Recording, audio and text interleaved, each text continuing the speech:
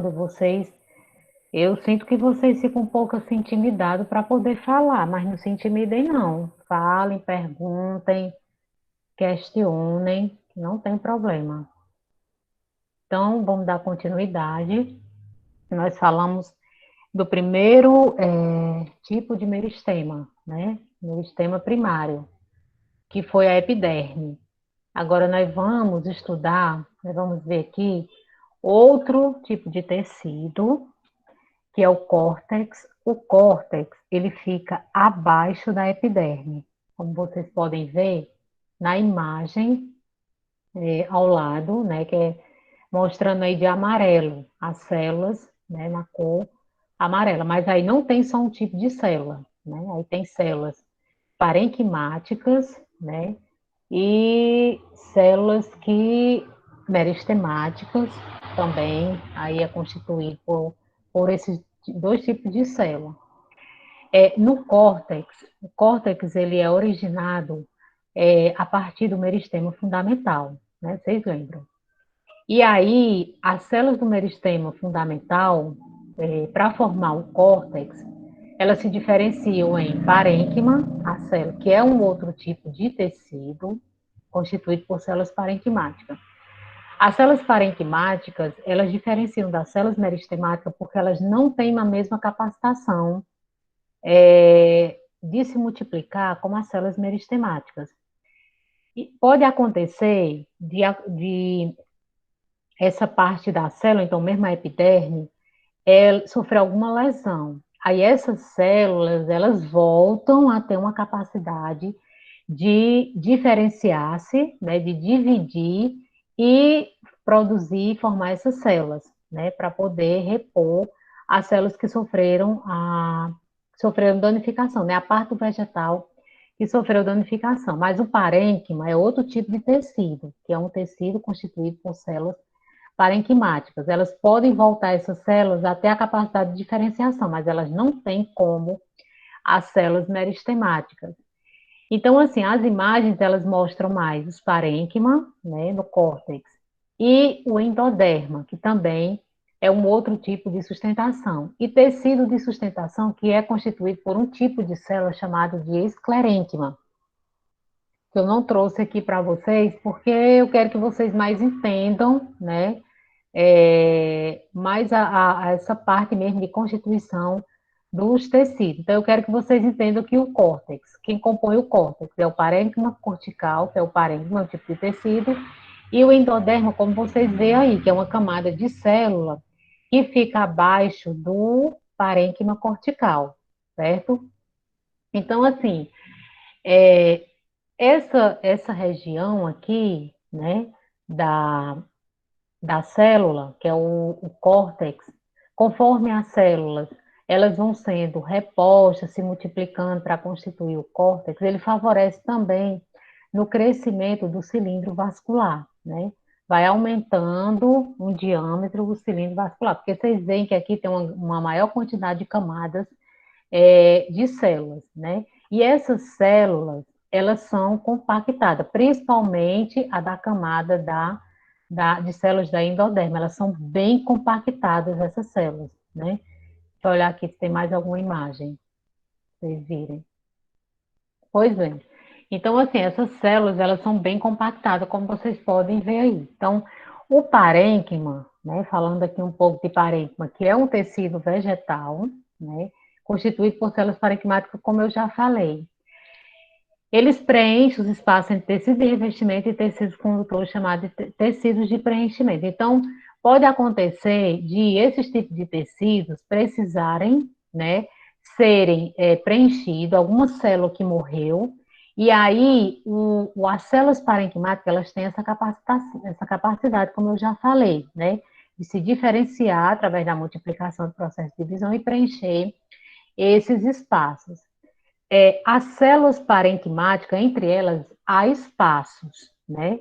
Então, elas permitem a passagem de ar. Da endoderma, não. As células, elas são bem unidas, né? Bem compactadas. Mas as células parenquimáticas, elas já têm alguns espaços entre elas que favorece, né, a respiração interna da raiz. Então, é onde vai permitir a passagem de ar, que é a troca de... Se há passagem de ar, a troca de oxigênio e gás carbônico, né? A entrada de oxigênio e a saída de gás carbônico. Então, esses espaços entre essas células é mais para poder, né, as células que compõem essa região, elas poderem, na raiz, elas poderem respirar, né, passar pelo processo de respiração. E além, né, das células meristemáticas, tem as células parenquimáticas, né, e nessas células há um acúmulo de um tipo de substância, que é um carboidrato, que vocês conhecem muito bem, que são os amidos, né, e aí elas acumulam nas células parenquimáticas e vai constituir esse tecido, vai formar o tecido, né, chamado de tecido parênquima, ou que é de reserva, ou parênquima amilíferos. É para quando a raiz precisar de alguma substância de reserva, então está lá nessas células parenquimáticas, né, os amidos estão lá, estão servindo de reserva. Caso a planta não realize fotossíntese, né, aconteça alguma falha no processo, a planta não passe mais a realizar fotossíntese para produzir as substâncias orgânicas que é necessário, né, para o desenvolvimento da planta, tem essas substâncias de reservas acumuladas nas células parenquimáticas, certo? E aí, se acontecer, como eu já falei, de alguma lesão na epiderme, ou até mesmo no córtex, né, na endoderme, que é um tipo de tecido que constitui o córtex, acontecer alguma lesão, né, uma dessas partes, essas células que compõem, que formam o parênquima, esse tecido, elas têm, né, a função de regenerar essas lesões. Como? Voltando a se diferenciar, voltando a se dividir, a se multiplicar e repondo, né, os espaços dessas partes da raiz que foram lesionadas. Então, ela tem essa função também, né? O tecido parênquima, ele tem essa função também. E o endoderma, né? O endoderma é uma camada de célula, faz parte do córtex, né? E aí é constituído por uma única camada de célula. Fica abaixo do parênquima cortical. Muitas das vezes, pode ser que a gente confunda, né? O endodermo se faz parte do córtex ou se vai fazer parte do cilindro vascular. Por quê? Porque ele delimita, né? O córtex do cilindro vascular. Então, aí há, né, essa camada de célula marrom. Será que faz parte do cilindro ou faz parte do córtex? Não, o endodermo faz parte da região do córtex e não do cilindro vascular, tá certo? São células bem compactadas, né? São células que não permitem a passagem de substâncias, de moléculas grandes, né? Porque além delas serem muito unidas, tem um reforço chamado de estrias casperianas, que é como se fosse o cimento que une dois tijolos, né? Na construção da casa. Então, esse reforço, né, que está entre essas células endodérmicas, ainda dá uma maior consistência a essas células. Então, não passa água, não passa nutriente, não passa nada, tem que passar pela membrana, né? Então, se conseguir passar, tem que passar pelo processo de difusão, né? E aí, nem todas as moléculas de água vão conseguir também passar aí, muito menos as moléculas grandes, né? Porque elas estão muito unidas e mais unidas ainda devido a essas estrias casperianas que são uma mistura, né? De substâncias, que essas substâncias elas dão uma consistência bem maior mesmo à raiz, né? Que são o quê? São as suberinas, né? Suberinas também é um tipo de proteína, né, e que é um ácido graxo que foi oxidado. Isso aí a gente não vai entrar nesse processo aí, eu só quero que vocês entendam, né, qual é a substância que está presente nesse reforço, que é tipo um cimento, que dá uma maior união, uma maior consistência às camadas de células, né? E além da suberina, pode conter também lignina, que é outro tipo de proteína. Vocês podem ver aí na imagem embaixo, essa camada de célula rosa, né? E aí você vê esse reforço, que é essa parte aí mais larga, rosa, entre as células. Então, aqui é chamada de estrias casparianas, que é uma homenagem ao botânico, né, que descobriu esse reforço, né, essas substâncias que reforçam essas células. Então, elas são chamadas de estria caspari, né, ou estrias casparianas. Por isso que a raiz ela tem uma consistência, né, ela tem chega a ter, tem raízes, né, principalmente as mais velhas, que tem, né, a casca muito rígida. E aí, para a gente poder tomar um chá de uma raiz, né, tem que ferver. Né? A raiz não é como as folhas. E aí você ferve a água, coloca as folhas em contato com a água quente, sem precisar de fervura, e a própria água ela consegue absorver as substâncias presentes na folha. Na raiz isso não funciona, né? Não dá certo. Tem que ferver, né? Porque existem substâncias que podem estar também ligadas, né, a essas substâncias complexas que não tem como a água em uma certa temperatura, né, até baixo de 100 graus Celsius, conseguir extrair essa substância.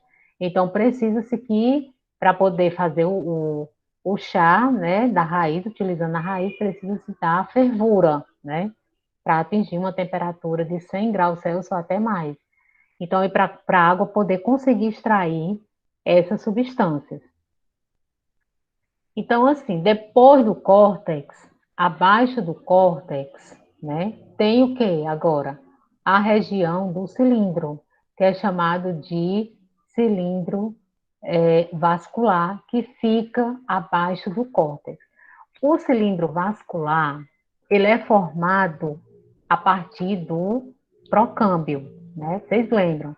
E quem origina o cilindro vascular é o procâmbio. Quem origina o córtex, né? E as suas partes internas é o meristema fundamental. Quem origina a epiderme é o protoderme. Então, cada parte dessa da raiz tem um tecido, um tipo de meristema que vai originar esse tecido, certo? Então, o cilindro vascular, ele é constituído de vasos condutores, que são o protoxilema e o protofloema. Ainda não é o xilema e o floema, os vasos condutores propriamente dito, né? Esses vasos aqui, eles ainda estão em formação, né? Porque também a raiz, ela ainda é jovem.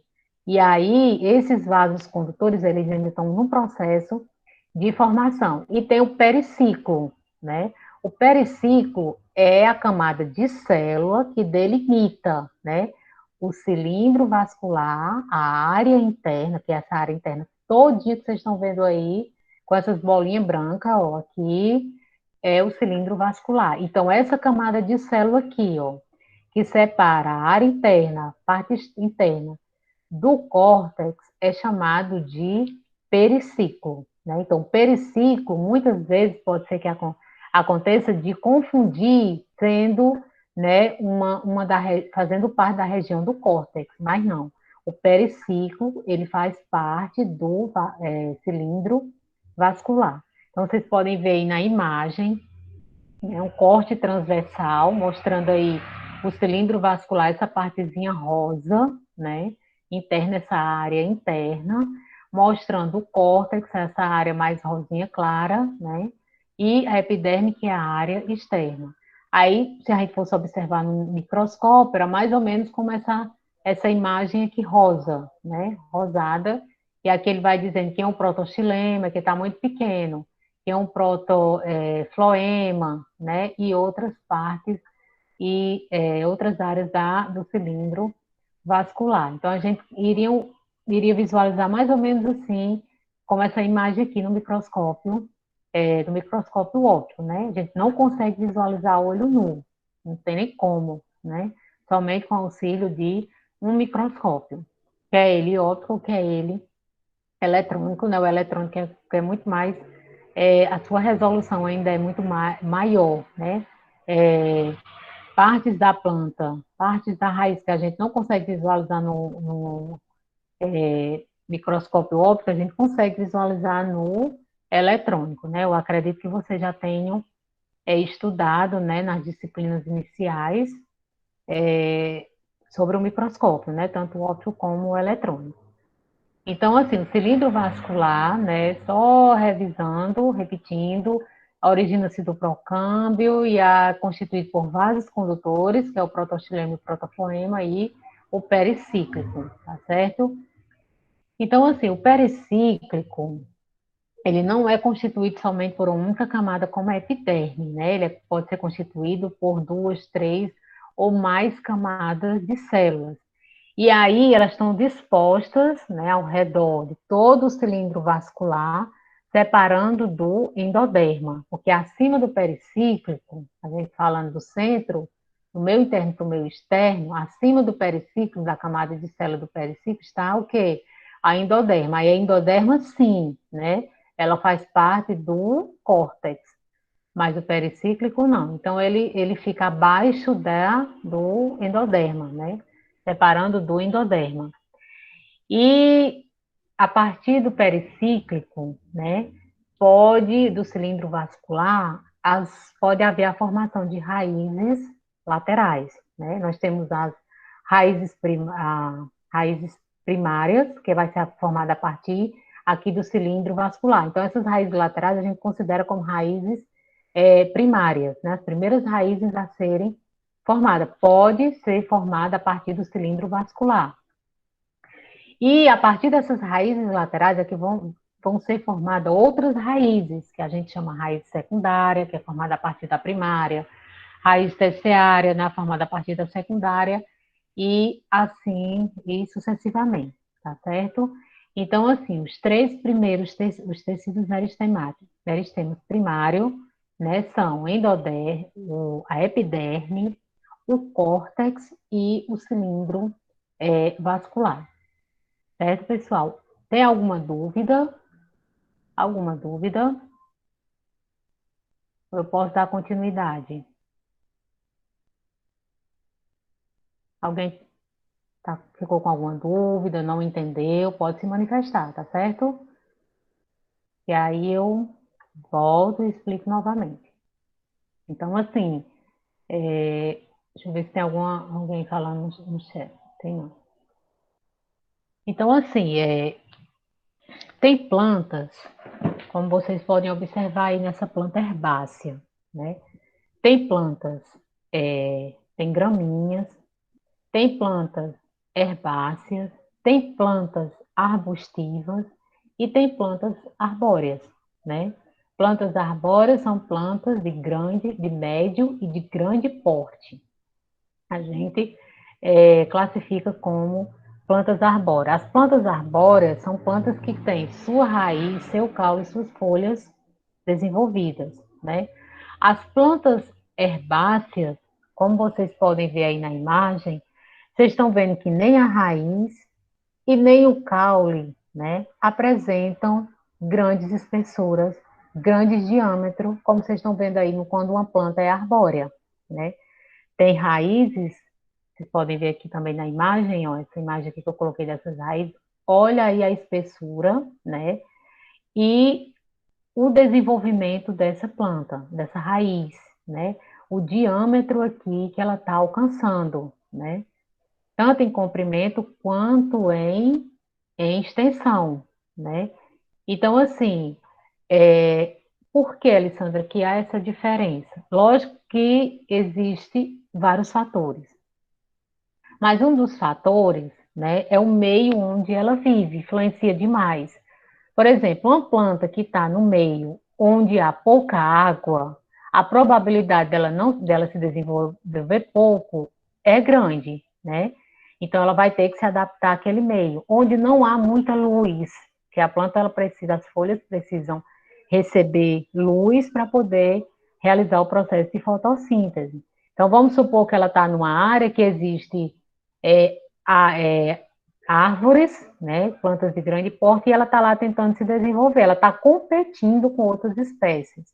Então, ela nem vai receber muita luz, nem vai ter muita água, né, nem nutrientes, porque ela vai estar competindo, e aí isso interfere no desenvolvimento da planta. Então, por isso que tem plantas que são pequenininhas, de pequeno porte, né, e já tem plantas que são de grande porte, porque um dos fatores é isso aí, é o meio onde ela vive, em que vai favorecer ela tanto nutrientes, como, né, a questão da absorção de raios, né, solares, que é a fonte de energia dela para poder realizar a fotossíntese. Essas plantas que eu vou me especificar na raiz. Então, vocês estão vendo a raiz da herbácea, que são raízes que não têm uma espessura, né, grande. Ela tem um diâmetro pequeno e praticamente o mesmo diâmetro todas as raízes, e até mesmo em termos de comprimento, né? Então, assim, esse tipo de raízes, elas, os tecidos delas só foram desenvolvidos até o crescimento primário, né? Muitas delas, a organização interna dos tecidos parou somente no crescimento primário, né? Já tem outras que, quando cessa a organização desses tecidos, né, nesse primeiro momento que a gente chama de crescimento primário, não para, dá continuidade. Então, continua se desenvolvendo os tecidos, né? A raiz, nesse segundo momento, né, onde há a formação de outros tecidos, as raízes dela começam a se desenvolver em espessura, né? E aí vocês veem numa planta arbórea como as raízes, não em comprimento, mas em termos de diâmetro e de espessura, né? Como elas são bem mais desenvolvidas, porque essas plantas, além do crescimento primário, também aconteceu o crescimento secundário, que originou a formação de outros tecidos que favoreceu a espessura dessas raízes. Assim como acontece também no caule, né? Tem caules muito fininho, pouco desenvolvido, né? Pode até apresentar um comprimento, né? Bem extenso em termos de comprimento, mas de espessura não, né? E aí acontece a mesma coisa com a raiz, porque ela parou no crescimento primário, né? Não teve o crescimento secundário. Ela possui somente estruturas referentes ao crescimento primário. Já nas de grande porte, não, né? O caule, aqueles caule muito largo, né? Um diâmetro muito grande, é porque o desenvolvimento secundário, ela teve, além do desenvolvimento primário, do crescimento primário, teve o crescimento secundário, né? Das partes dessas plantas, que apresenta, né? Que cresce muito em espessura. Então, assim, as plantas que apresentam mais esse tipo que apresentam crescimento secundário são as gimnospermas e as angiospermas, né? Essas plantas, sim, elas tanto têm crescimento primário quanto crescimento secundário, tanto do caule como das raízes. Então, elas apresentam crescimento secundário também, né? E aí, quando a planta ela apresenta crescimento secundário, ela possui estruturas secundárias. Por quê? Porque são outros tipos de tecidos, né? Esses que nós vimos até aqui, epiderme, córtex e cilindro vascular, eles são tecidos formados a partir do crescimento primário. Então, são estruturas primárias. Então, se der continuidade e continuar crescendo, crescendo, formando outros tecidos que nós vamos ver aqui, apresenta estruturas secundárias que são provenientes do crescimento secundário, tá certo? Então, nós vamos ver aqui, deixa eu ver se eu passo, aqui. Então, assim, dois tipos de tecido, né, que vai favorecer esse crescimento secundário. São dois tipos de tecido, que é o câmbio vascular, e tem referência, tem livros que diz câmbio de casca ou felogênio, tá certo? Então, assim, a partir o crescimento secundário, ele resulta da atividade desses dois meristemas. O meristema, você sabe que é um tipo de tecido, né? Tecido formado por células meristemáticas. São tecidos que possuem essas células que têm uma grande capacidade de se dividir por meio de mitose. Então, assim, existem outros dois tipos de meristema, que é o câmbio vascular e o câmbio de casca ou felogênio, né? Então, tem livro que trata de câmbio de casca e tem outros que tratam de felogênio. Então, são esses dois tipos de tecido que vai favorecer o crescimento secundário da planta. Então, olhe só na imagem ao lado, né? Nós temos, vou colocar aqui que eu aumentei a imagem, ó. Nós temos essa imagem aqui mostrando uma camada de célula chamada de câmbio, tá vendo? Essa camada de célula aqui, ela foi originada pelo procâmbio, é tanto que ela está próxima aqui do cilindro vascular. Então, aqui ainda existem células do procâmbio que não foram diferenciadas, né? Então, assim, as células do procâmbio originam o cilindro vascular, mas ficou algumas células que não foram diferenciadas. E essas células se diferenciam nessa camada, desse outro tipo aqui de camada de célula, que é um tecido, chamado de câmbio, né? Então, aqui, ó, o câmbio vascular, que é essa camadinha de célula aqui, amarela. Esse tecido aqui, ele vai originar dois outros tipos de tecidos, que são os vasos condutores, que agora é o xilema e o floema. Se o, essa camada, essas células aqui, elas vão se multiplicar. Então, quando elas se multiplicam, elas tanto partem para o meio externo, quanto para o meio interno, certo? Quando essa camada de células, vou colocar aqui, ó, quando essa camada de células que formam o interior da. Porque assim, as células vão começar a se multiplicar, essas células do câmbio, né, do câmbio. E elas vão diferenciar assim, em alguns outros tipos de células para formar o xilema. E esses outros tipos de células são traqueídeos, elemento de vaso, parênquima e fibras escleregmáticas, né? E aí, quando elas começam a se diferenciar nesses tipos de células, elas vão formando camadas para fora, para o meio externo.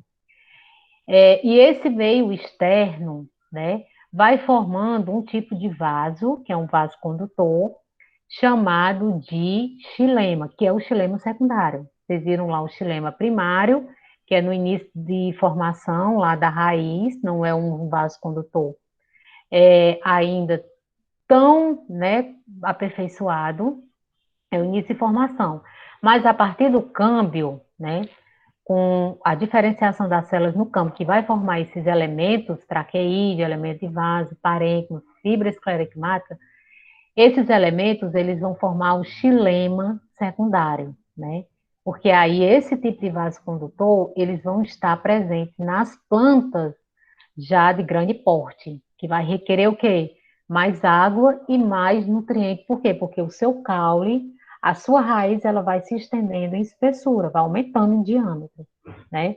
Então, assim, vai formando esse vaso. Se essas células, elas forem para a parte externa, né, se forem sendo encaminhada, formada para a parte externa, fora, como se fosse para fora, é formando o floema, né? Então, se essas células, elas vão se diferenciando, né? E ao diferenciar, se elas formam outro tipo de célula, que é as células crivadas, tubos crivados, isso aqui tudo são tipos de células. Células companheiras, fibras escleregmáticas, parênquima, elas vão formar o floema secundário, né? Então, assim, o câmbio, repetindo, eles são originados das células que constituem o procâmbio, e as células agora do procâmbio vão se diferenciar, né? Vão se multiplicar, vão se diferenciar. E se estender para o lado externo, vão formar o floema secundário. Se essa camada de células se estende para o meio interno, como se fosse para o vaso, o cilindro vascular, vão formar o xilema secundário, que são vasos condutores. O xilema transporta água e sais minerais e o floema transporta substâncias orgânicas das folhas, né, quando ocorre a fotossíntese e produz essa substância orgânica, para outras partes da planta. Então, o xilema e floema, ela tem essa função, né? São vasos condutores que conduz, né, tanto a água e os sais minerais, quanto as substâncias orgânicas. Uma das folhas para outras partes da planta, que é o floema, e a água e sais minerais, né, das raízes para as folhas, porque elas precisam para poder realizar a fotossíntese, né? Então, assim, conforme esses vasos, né, conforme o câmbio vai se desenvolvendo para formar esses dois tipos de vaso, é aí que favorece o aumento em espessura do cilindro vascular, né? Então, aí vai aumentando em espessura, né? Tanto a raiz, se no caso for a raiz desse desenvolvimento, quanto no caule, que a gente vai ver quando nós estivermos estudando o caule. Então, é a formação desses dois vasos condutores, né, através do câmbio, que é um tipo de tecido, que vai aumentando em espessura, né, a raiz. Ela vai ficando assim com um diâmetro bem significativo, né, como vocês viram nos tipos de raízes, que tem raízes com uma espessura, né, um diâmetro bem grande, né? Então é por conta do desenvolvimento desses dois vasos condutores, né, através desse tipo de tecido chamado de câmbio. Aí outro meristema, deixa eu voltar aqui, né, que se desenvolve para formar outros tecidos é o felogênio, né? E onde é que fica o felogênio, Alessandra? O felogênio, ele é produzido, será aqui? Ó, vocês estão vendo o felogênio, essa camadazinha amarela, né? Camada que é amarela. Veja só, vocês não estão vendo mais aqui a epiderme. Estão vendo a epiderme? Não, nem tem epiderme e nem tem mais o córtex. Porque conforme esses tecidos vão sendo desenvolvidos, a epiderme e o córtex, eles morrem, né? Eles vão perdendo a sua vitalidade, porque não vai chegando mais substâncias que alcance, né? Não vai sendo mais transportada a substância até essas partes da planta. Então, é como se fosse substituído. Então, não vai ter mais epiderme, não vai existir, nem muitos córtex.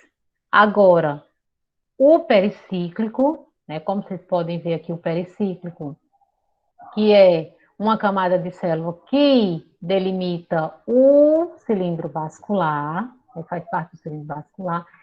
Essas camadas de célula, ela vai agora sintetizar um outro tipo de tecido, outra camada de célula, vai se diferenciar as células do pericíclico e vai formar esse outro tipo de tecido chamado de felogênio, né? Então, aqui, o felogênio, ele é produzido nessa camada aqui de célula a partir do pericíclico, né? Então, aí é formado o felogênio, que é outro tipo de tecido, certo? O felogênio, vamos botar aqui, ó, o câmbio da casca ou felogênio, tá vendo? Então, é a partir da região pericíclica que ele é formado, como eu já falei para você. As células do felogênio originam novas células, veja só, o felogênio ele é formado, e aí não para por aí. O felogênio vai sintetizar, originar novas células, e essas células, elas vão formando camadas para o meio externo, não é para o meio interno, vão formando camada acima, né, do felogênio, e aí essas células, elas vão se diferenciando em parênquima, que é um tipo de tecido, né? Vocês lembram que o parênquima é um tipo de tecido. Então, assim, o felogênio, as células do felogênio se diferenciam outro tipo de célula, que é a célula parenquimática, para formar o parênquima, né? E aí, essa nova camada de célula, chamada de parênquima, não é mais denominada de parênquima, ela vai formar outro tipo de tecido chamado de feloderma, certo? Então, acima do feloderma está não, eu confundi. Abaixo do felogênio está o feloderma. Então, assim, células do felogênio se diferenciam, formam o parênquima, que o parênquima forma esse tipo de tecido chamado de feloderma. Então, aí, né, a partir do felogênio, forma essa camada de células chamada de feloderma.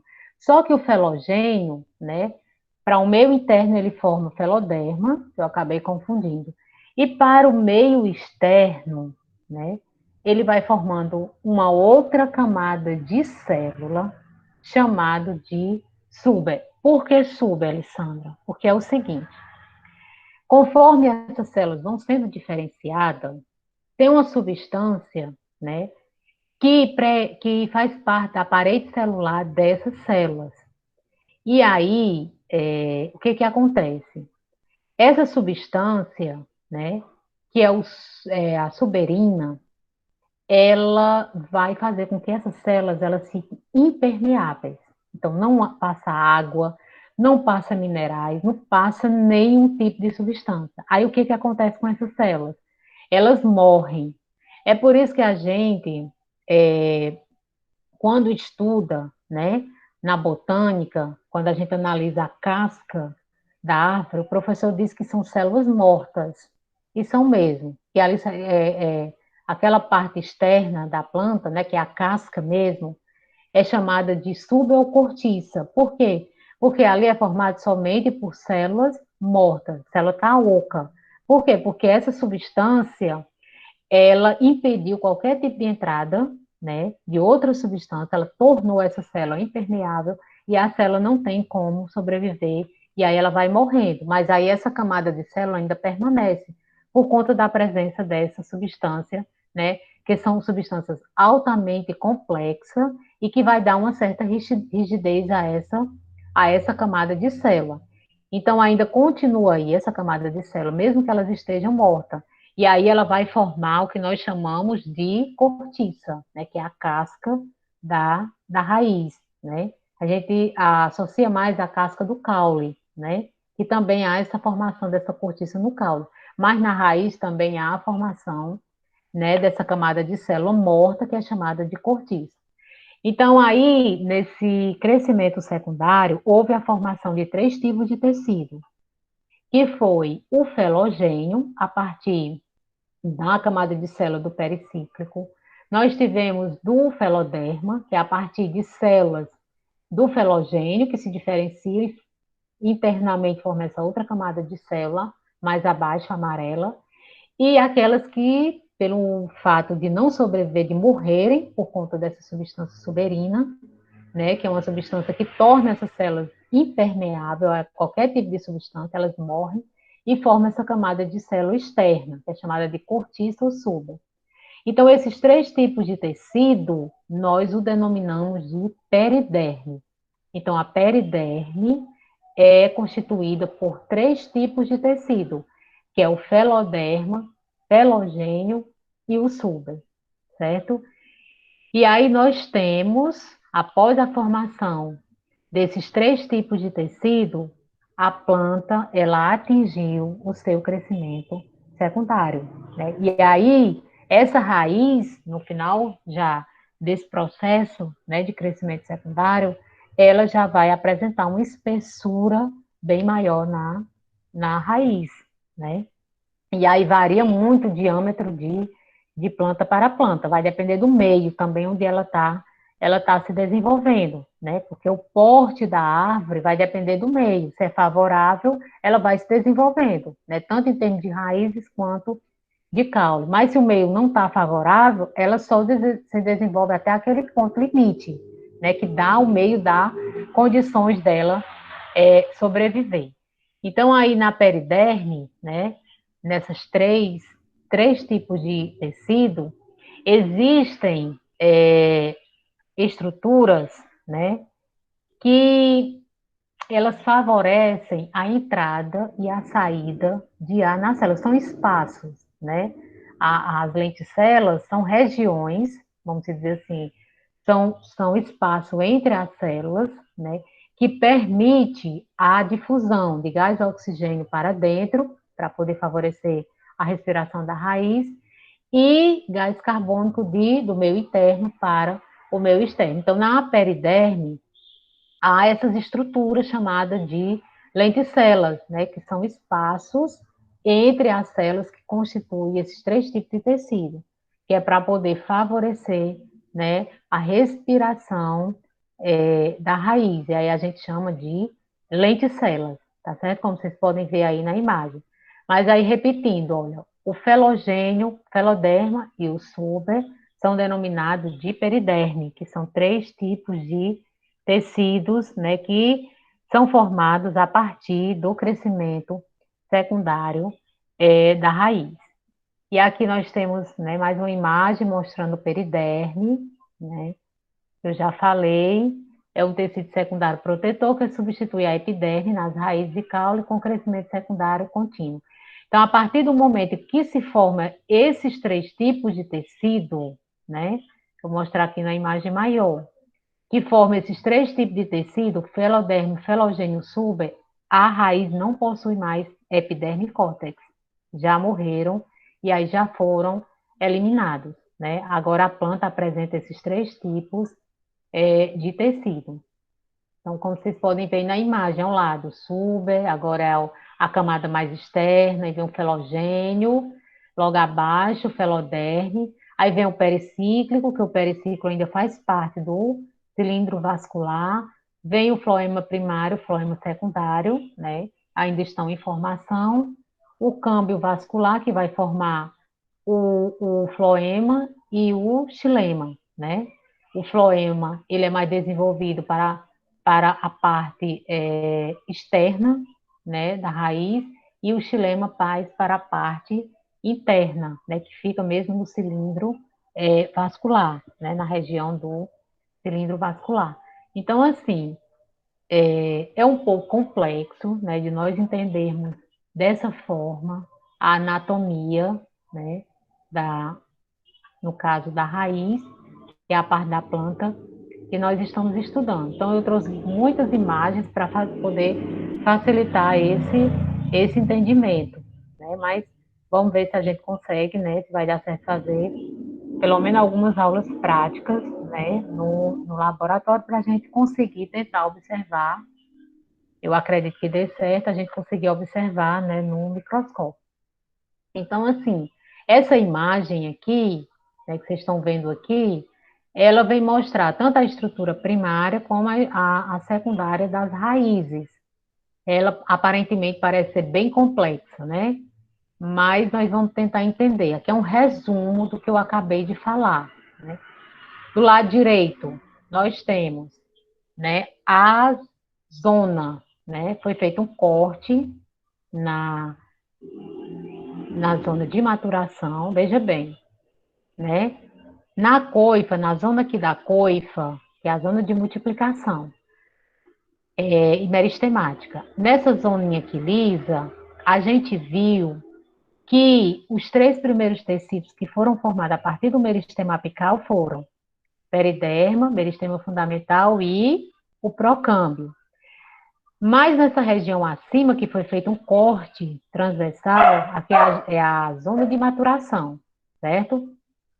Aqui o peristema fundamental e o procâmbio, esses 3 tipos de tecido, cada um se diferenciou em outro tipo de tecido. Então, na região meristema de maturação, nós já temos quais são os tecidos? A epiderme, né? Abaixo da epiderme tem o córtex, que é formado pelo parênquima cortical e endoderma, e logo abaixo nós temos o cilindro vascular, que é formado pelo pericíclico, né? E os primeiros vasos, que é o floema primário e o xilema primário, tá certo? Mais acima, nós vamos ver que aqui, né, nessa região mais acima da região de maturação, que além desses 3 tipos de tecido, nós vimos que também os pelos absorventes, eles são formados a partir da extensão de células epidérmicas, que é a primeira camada, né, da parte externa, que é a epiderme da raiz. Isso a raiz sendo jovem.